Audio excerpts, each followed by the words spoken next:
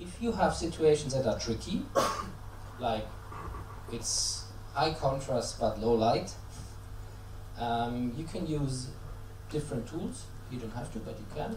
There is a false color indicator in the viewfinder that you know from other cameras, and luckily it's the same color code. So there is 18% it's green, and the average Caucasian skin tone is pink. And also there's a blue for the shadows and the clipping indicator, which is red. So you can just paint the image. I have a slide about that. The image's luminance with color, so you can judge by eye if your exposure in the shadows or in the highlights is correct.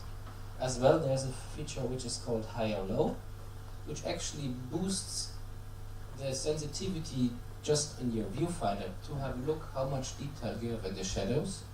And if you press it again, it actually cuts the sensitivity to give you an indication how much you see into the highlights. And if you push it again, it goes back to 0. So you can have a really quick check what amount of detail you record and what is maybe lost, and you might change your stop a little bit. So there are really intuitive and easy tools now available for you to expose the camera. This is how the menu looks now. It's a bit less scary than maybe in older cameras. It also is the same on almost the same in all the cameras now. There's, if you know one, you probably find most of the things in the other cameras as well. In the F5 and the 55, it's identical. You just have some features enabled, and in the other camera you won't. So that's the that's the shooting mode I mentioned, CADI. Then there is the main operation, which is kind of attached to it. If you do not, you either pick RAW or you pick one of the others, which is then related to your onboard recording. And I mentioned that in terms of the high speed. If you want to do high speed, you have to change the imager to 2K, and you can see there's two 2Ks. So it's a full sensor width, so no change of angle of view, or the center crop.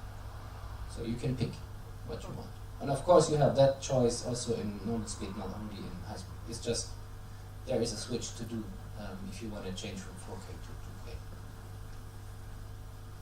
Also, I mentioned the base settings, like your video outputs. You now are able to have monitor lookup tables on the video outs, and you can select them independently to different outputs. So let's say the director wants to have a corrected image, but you like to see a log image. You have different outputs, and if you record the log, for example, to your SBS card, you still can have proper monitor to the director or on the viewfinder, so you see there's different possibilities for you to set it up as you want.